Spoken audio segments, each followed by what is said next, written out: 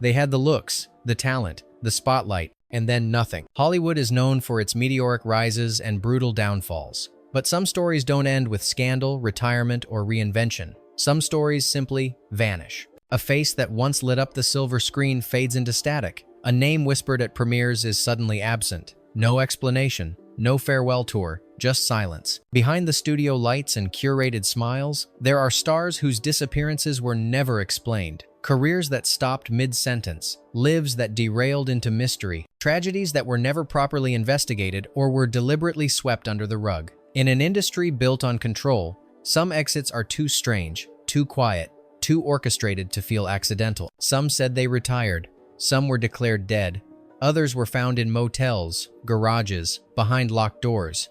A few were never found at all. Their faces remain frozen in black and white headshots, the only thing time couldn't erase. But what if these weren't just personal tragedies? What if something or someone made them disappear? In this episode, we open the forgotten files. We trace the fading echoes of 20 stars who left Hollywood in ways that defied logic, defied closure, and in some cases, defied reality. Which name will haunt you most? And do you think they chose to leave or were they erased? Fact Hasson, Gene Tierney, The Vanishing of a Goddess. At her peak, Gene Tierney was more than a movie star, she was an ideal. The face behind Laura, the tragic siren in Leave Her to Heaven, Tierney exuded grace and magnetism, yet behind those perfect features was a woman silently unraveling. In 1943, Tierney gave birth to a daughter who was born deaf and mentally disabled, a devastating blow, linked to a fan who had exposed her to rubella while pregnant. Tierney blamed herself. Hollywood never paused. She kept working. She smiled through premieres. But the emotional damage was irreversible. Nervous breakdowns followed. Electric shock therapy stole pieces of her memory.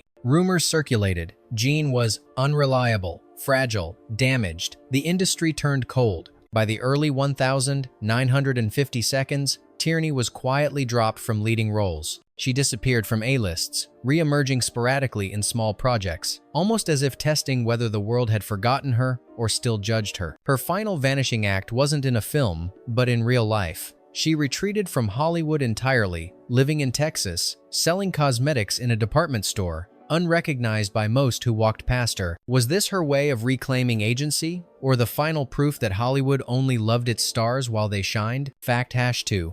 Dorothy Stratton. Stardom interrupted by a bullet. She was Playboy's Golden Girl, the 1980 Playmate of the Year, dubbed the next Marilyn Monroe. Dorothy Stratton had just begun making waves in Hollywood when her life was extinguished in a single brutal act. Discovered at a Dairy Queen, Dorothy's rise was meteoric. She posed, she dazzled, she landed roles in films like Galaxina and They All Laughed. Studios saw her as the new face of sensual innocence. Behind the curtain, though, danger simmered. Her husband and manager, Paul Snider, the man who discovered her, became increasingly possessive and paranoid. As Dorothy began pulling away, finding her independence, Snider's control spiraled into violence. On the 14th of August 1980, Dorothy was found murdered in their shared apartment. She had been raped, shot in the face, and mutilated. Snider then turned the gun on himself. She was just 20 years old. Hollywood tried to move on quickly. Some called it a cautionary tale. Others simply didn't mention her again. But those who knew her saw something darker. The industry had capitalized on her image, encouraged her rise,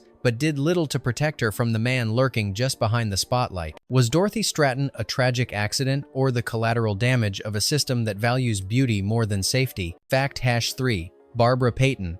From red carpet to pavement, Barbara Payton was once the embodiment of 1950 sex appeal, a platinum blonde with piercing eyes, and a smirk that dared you to look away. Studios courted her, leading men fought over her. She had it all until it all vanished. Payton's downfall wasn't slow, it was catastrophic. A love triangle between actor Franchot Tone and brawler Tom Neal spiraled into a public fistfight, leaving Tone hospitalized and Payton tabloid fodder. Roles dried up, door closed. But it wasn't just scandal that ended her career, it was her defiance. Payton refused to play the good girl. She drank openly, she spoke her mind. Hollywood doesn't forgive women who step out of line. By the 1960 seconds, Payton was unrecognizable. She was arrested multiple times for prostitution and passing bad checks. In her final years, she wandered the streets of Hollywood, sometimes barefoot, often drunk, offering autographs in exchange for change. When she died of heart and liver failure at 39, few noticed. Her star had dimmed long before her life did. No tribute, no headlines, just silence. How does someone go from headlining movies to dying alone in a Skid Row hotel in less than a decade? Fact hash 4. Carol Landis, the letter no one understood. She had the looks of a goddess and the discipline of a soldier. Carol Landis wasn't just a pretty face, she entertained troops in World War II, traveled the world, and gave Hollywood her everything. But in 1948, she was found dead in her bathroom, dressed immaculately, with a bottle of Seconal beside her, and a note that solved nothing. The official story was suicide, depression, heartbreak, a career that had stalled. But then came the whispers. The note she left behind had been edited before police arrived, and Rex Harrison, her married lover at the time, was the last person to see her alive. He waited hours before calling anyone. The studio moved fast. No scandal, no questions, just silence. Landis had been outspoken, intelligent, and unwilling to play the submissive starlet. She clashed with executives. She dated power players. She challenged narratives. In a town built on image, she became too real. Some say her death was a cry for help. Others believe it was something darker, a cover-up, a sacrifice, a price she paid for loving the wrong man in a system that punished inconvenient emotions. Why did the studios insist on revising her final word? Fact 5. Lupe Velez, Hollywood's Spitfire, silenced. Known as the Mexican Spitfire, Lupe Velez was a firecracker, bold, unpredictable, magnetic. She stormed Hollywood with a presence that couldn't be ignored. But her legacy has been reduced to a cruel joke. The myth that she died with her head in a toilet. The truth is more brutal and far more tragic. In 1944, Velez was pregnant, unmarried, and trapped. Her lover, actor Harold Maresh, refused to marry her. The studio distanced itself. Catholic and proud, Lupe saw no way forward. She arranged candles, flowers, and a beautiful gown. She overdosed in her bed, hoping to stage a final, perfect exit. Then came the tabloids. Columnists twisted the story. One joke claimed she vomited and fell into the toilet, a lie that stuck for decades. Her carefully orchestrated farewell was turned into slapstick. But why? Some believe it was punishment for being too bold, too foreign, too loud. Lupe refused to conform, and when she died, the system mocked her. Was the toilet story just tabloid invention or a deliberate act of humiliation? Fact hash 6. Inger Stevens. Fame in the spotlight. Death in the dark. She was cool, blonde, and elusive, the kind of beauty Hollywood worshipped in the 1,960 seconds. Inger Stevens rose fast, with roles in The Farmer's Daughter and Hang 'Em High, but just as quickly, she vanished from the screen, and then, from life. In 1970, Stevens was found collapsed on her kitchen floor, dead from barbiturate poisoning. The coroner ruled it suicide. No note, no warning. But the mystery wasn't just how she died, it was what she'd hidden while living. Only after her death did it emerge that Inger had secretly married Ike Jones, a black producer, in 1961. In segregated America, a white actress married to a black man risked career death. So, she kept it hidden. No one in Hollywood knew. Friends said she was depressed, but there were no signs. Others whispered about career pressures, studio manipulation, and a growing isolation. She'd become difficult. They said the industry's favorite euphemism for women who speak up. She was 35. Was her death just the quiet end of a lonely life? Or was it the final act of a woman who had spent a decade hiding from a world that wouldn't accept her truth? Fact hash 7. Susan Peters, a star crippled by fate, forgotten by fame. She was poised to become the next great dramatic actress of the 1,940 seconds. With her Oscar-nominated role in Random Harvest, Susan Peters captured Hollywood's attention, a subtle performer with haunting eyes and quiet intensity. But one New Year's Day in 1945, everything changed. While on a hunting trip with her husband, actor Richard Quine, a rifle accidentally discharged. The bullet struck Susan in the spine. She was paralyzed from the waist down. She was 23. Studios offered sympathy, but not roles. Peters fought to continue acting, even accepting parts written for characters in wheelchairs. But the offers slowed, the audiences vanished, and eventually, so did she. Her husband left. Her body grew frail. In 1952, Susan Peters died of starvation, voluntary or otherwise. She was 31. Some say she simply lost the will to live. Others believe she was starved not by her own hands,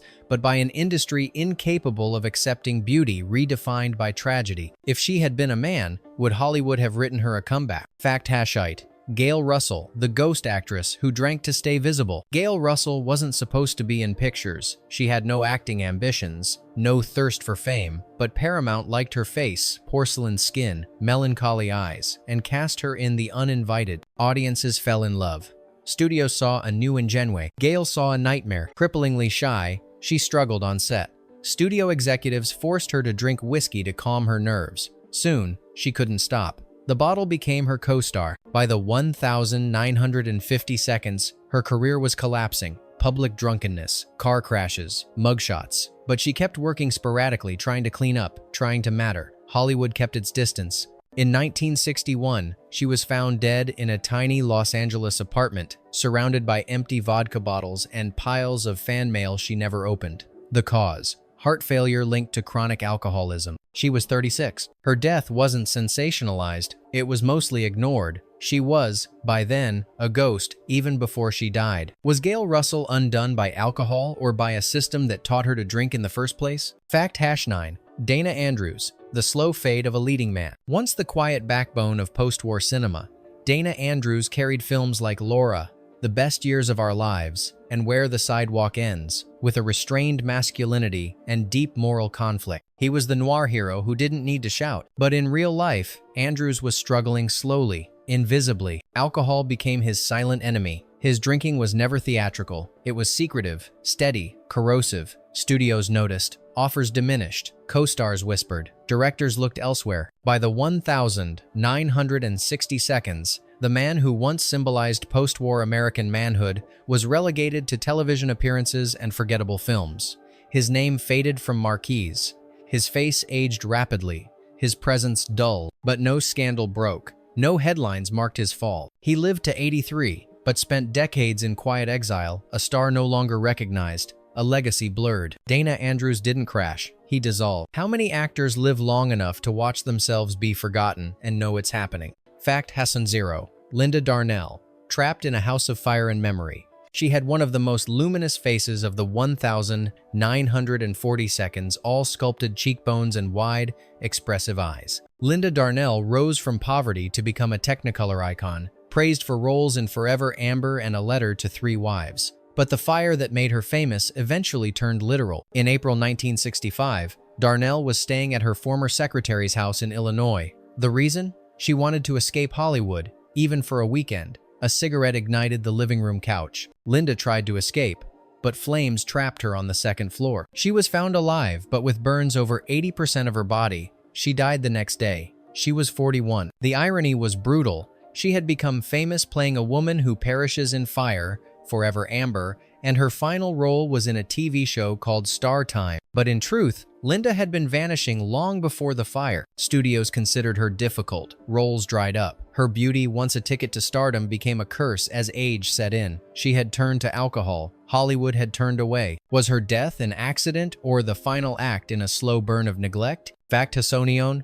Frances Farmer, Hollywood's favorite disappearance. Frances Farmer was brilliance with a pulse. A classically trained actress who hated stardom, she refused to play by Hollywood's rules. She didn't smile for the cameras. She didn't flatter producers. She didn't pretend to be someone she wasn't. And Hollywood punished her. In the 1,940 seconds, Farmer was arrested after a series of public breakdowns. What followed was something out of a horror film. Institutionalization, lobotomies, alleged, electric shock therapy. She spent nearly a decade in and out of mental hospitals, sometimes by court order, sometimes at her mother's insistence. When she re-emerged, the woman who returned was a husk. She took minor TV roles. She gave interviews, but she never explained everything, because she couldn't or wasn't allowed to. To this day, it's unclear what truly happened behind those locked hospital doors. Medical records were lost. Witnesses contradicted each other. Some say she was silenced. Others say she was simply sick. Both can be true. Hollywood tried to forget her. But the myth of Frances Farmer refuses to die. Was she a victim of mental illness or of an industry that called her mad because she wouldn't obey? Fact #2. George Reeves, the Superman nobody could save. To an entire generation of children in the 1,950 seconds, George Reeves was Superman. On screen, he stood for justice and hope. Off screen, he was trapped in a role he couldn't escape, one that may have killed him. On the 16th of June 1959, Reeves was found dead in his bedroom with a gunshot wound to the head. The death was ruled a suicide, but almost immediately, inconsistencies emerged. No fingerprints on the weapon, bruises on his body. Guests were in the house at the time and claimed they heard nothing. The gunshot wound was at a strange angle. Some witnesses later changed their stories. His fiancée, the socialite Leonore Lemon, was present and reportedly joked about his death before it happened. And then there was the question of Eddie Mannix, a powerful MGM executive whose wife had once been Reeves's lover. Mannix was rumored to have ties to organized crime. Reeves had become disillusioned with the Superman role. He struggled to find work elsewhere, but friends said he was planning a wedding. Others insisted he was depressed. The truth flickers between them, never quite settling. Was George Reeves a man who gave up or a man who knew too much and played a part he couldn't rewrite? Fact Hasson 3. Thelma Todd, the smile found in the garage. They called her the Ice Cream Blonde, a comedy queen of early talkies, sparkling with charm in films, alongside the Marx Brothers and Laurel and Hardy. But Thelma Todd's final act wasn't funny. It was silent and cold. On the 16th of December 1935, Todd's body was found slumped in her car inside a closed garage above her Pacific Palisades restaurant. The cause: carbon monoxide poisoning. The ruling: accidental death, possibly suicide. But few bought it. She was wearing evening clothes and high heels, seated upright as if posing. She had just hosted a lavish party the night before, laughing and mingling. There were bruises on her body and a broken nose that mysteriously vanished from the coroner's report. Then came the suspects: a jealous ex, a mob-linked business associate. Even the restaurant's co-owner, Roland West, whose apartment overlooked the garage, was whispered about. Todd had threatened to go public about shady dealings in her cafe. Days later, she was dead. The studio rushed to preserve her image. Tributes flowed. Questions didn't. To this day, no one knows how or why she ended up in that garage. But Hollywood, ever the expert at narrative control, ensured her story was quietly sealed. Was it a careless mistake? A cry for help? Or a murder staged to look like everything else in Hollywood, carefully lit, tightly framed, and deeply false? Fact Hasson 4. Natalie Wood, the drowning that still echoes. Natalie Wood was born into the industry and died surrounded by it, quite literally. On the 29th of November 1981, she drowned off Catalina Island after a night aboard the yacht Splendor, shared with her husband Robert Wagner and co-star Christopher Walken. She was 43. The official story: she slipped while trying to secure a dinghy, but the autopsy found bruises inconsistent with a simple fall. Her body was discovered hours later, dressed in a nightgown and jacket, floating face down. Wagner had waited hours before calling for help. Witnesses reported arguing, tension, even screams. Walken gave vague, rehearsed answers. Wagner changed his account over time. The captain, Dennis Davern, later said Wagner was responsible, but by then, decades had passed. The case was reopened in 2011. In 2018, Wagner was named a person of interest. Still, no charges, no closure, just silence. Wood had a lifelong fear of dark water. She avoided it obsessively. And yet, that's where she died, with no cameras, no alibi, and no script to explain what really happened. Was it an accident, a tragedy, or a secret that the industry agreed never to surface? Fact Hasson 5. Jean Spangler, a note, a purse, and nothing else. Jean Spangler wasn't a household name yet. The 26-year-old actress had bit parts in films like Young Man with a Horn and had just wrapped a project with Kirk Douglas. She was young, striking, and climbing fast. Until one night in October 1949, she walked out of her Los Angeles apartment and was never seen again. Her purse was found near the entrance to Griffith Park. Inside was a note: "Kirk, can't wait any longer. Going to see Dr. Scott. It will work best this way while Mother is away." No last name, no context, just questions. Investigators probed Hollywood's underbelly: casting agents, nightclub owners, doctors, nothing. Her ex-husband was cleared. Her friends knew little. Douglas denied knowing anything. Kirk could have been anyone or no one. Jean's case faded from headlines. No body, no calls, no trace, just that cryptic note and a city unwilling to dig too deep. The trail went cold, and so did the attention. Decades later, her disappearance remains one of Hollywood's most chilling enigmas. A woman on the edge of fame, erased before her name could be remembered. Was she silenced by scandal, taken by someone powerful, or did she run from something that still hasn't? Fact Hasson X. Peg Entwistle, the girl who jumped from a dream. In 1932, Peg Entwistle became a symbol not of success, but of despair. The 24-year-old actress, frustrated by stalled roles and fading prospects, climbed Mount Lee, ascended the H of the giant Hollywoodland sign, and jumped to her death. Days later, a hiker found her body, along with a suicide note. "I am afraid I am a coward. I am sorry for everything." The press had a field day. Peg became a cautionary tale overnight, the girl who died chasing fame. But what the headlines missed was the quiet erasure that led her there. She had talent. Broadway reviews praised her. But when she came to Hollywood, the industry offered her little more than rejection, typecasting, underpay, empty promises. Her final film, 13 Women, was cut before release. Her name vanished from credits. Ironically, just a day after her death, a letter arrived at her apartment, a producer offering her a lead role in a film about a woman who takes her own life. Peg never read it. Did she leap from despair or from a system that told her over and over again that she didn't matter? Fact Hasson 7. Marie McDonald. The body that disappeared and returned. She was known as The Body, a nickname that reduced Marie McDonald's sharp wit and ambition to mere curves. A singer, actress, and former beauty queen, she lit up screens in the 1,940 seconds and 50 seconds, always playing the blonde bombshell. But her personal life was anything but glamorous. In 1957, Marie claimed she had been kidnapped at gunpoint. She reappeared hours later, disoriented, barefoot, with scratches and bruises. But investigators were skeptical. There were no ransom demands, no clear motive. Her story had holes and the press didn't believe her. They laughed. The tabloids called it a hoax. Her credibility collapsed. In truth, Marie struggled with depression and addiction. She was institutionalized multiple times. Her career faltered. She tried to return, but the studio system had already turned its back. In 1965, she was found dead in her home from an overdose.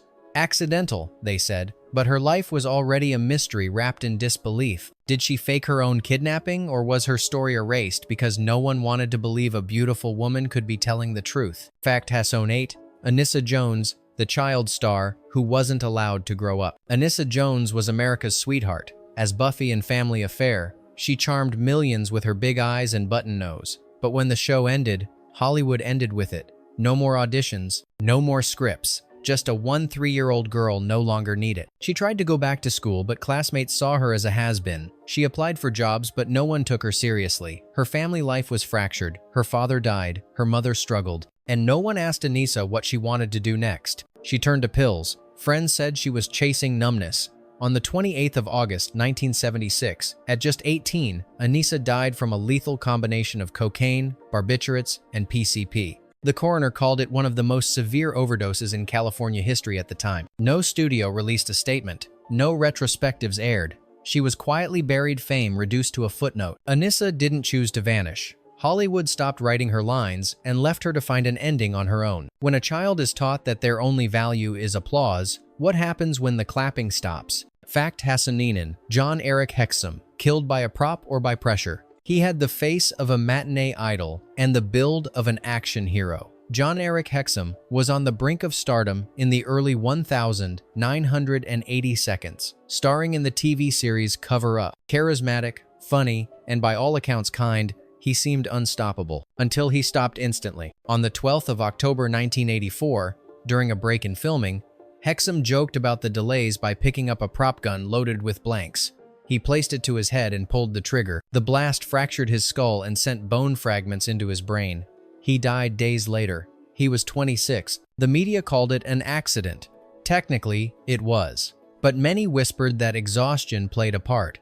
The show was chaotic. Scripts were rewritten constantly. Hexum had been complaining about overwork and frustration with the production. Some say he was depressed. Others insist it was gallows humor gone tragically wrong. But the question lingered. Why was a blank gun still dangerous enough to kill? And why was no one held accountable? The studio moved quickly. The show was retooled. His character was replaced. Hollywood rolled on. Was John Eric Hexum a victim of chance or of a system that pushed young stars until the line between performance and reality blurred fatally? Fact #20. Brittany Murphy, the star who faded too fast. Brittany Murphy lit up every frame she appeared in, from Clueless to Girl, Interrupted to 8 Mile. She wasn't just charming, she was electric, offbeat, unpredictable. But in the final years of her life, That spark dimmed, and no one seemed to ask why. Her roles dried up. Rumors of erratic behavior spread. Paparazzi photos painted her as gaunt, haunted, unstable. She denied drug use. She looked tired. On the 20th of December 2009,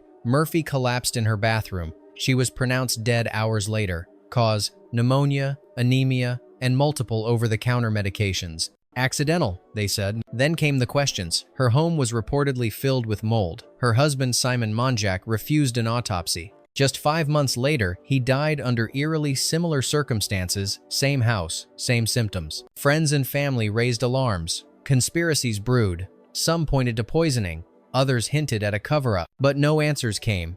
Just silence again. Hollywood, which once adored her, seemed eager to forget. No tribute shows. No serious investigation. Just a final photo of her eyes wide, glassy, as if she saw something the rest of us still can't. Did Brittany Murphy die of natural causes, or did something far more unnatural unfold behind those locked Hollywood Hills doors? Bonus fact: Elizabeth Hartman, the voice that disappeared into silence. She was nominated for an Oscar at 23, a striking, introspective performance in A Patch of Blue, opposite Sidney Poitier. Elizabeth Hartman was hailed as one of the most promising actresses of her generation. She had a face made for close-ups and a voice that trembled with unspoken sorrow. And then, she was gone. No scandals, no arrests, no breakdowns in public view. She simply stopped appearing. Roles dwindled. Her name faded. Hollywood forgot her. And somewhere in that silence, Elizabeth unraveled. For years, she battled depression, not the kind that makes headlines, but the kind that slowly chokes light. She worked quietly as a receptionist in a therapist's office in Pittsburgh. Few recognized her. Fewer asked why she wasn't still making films.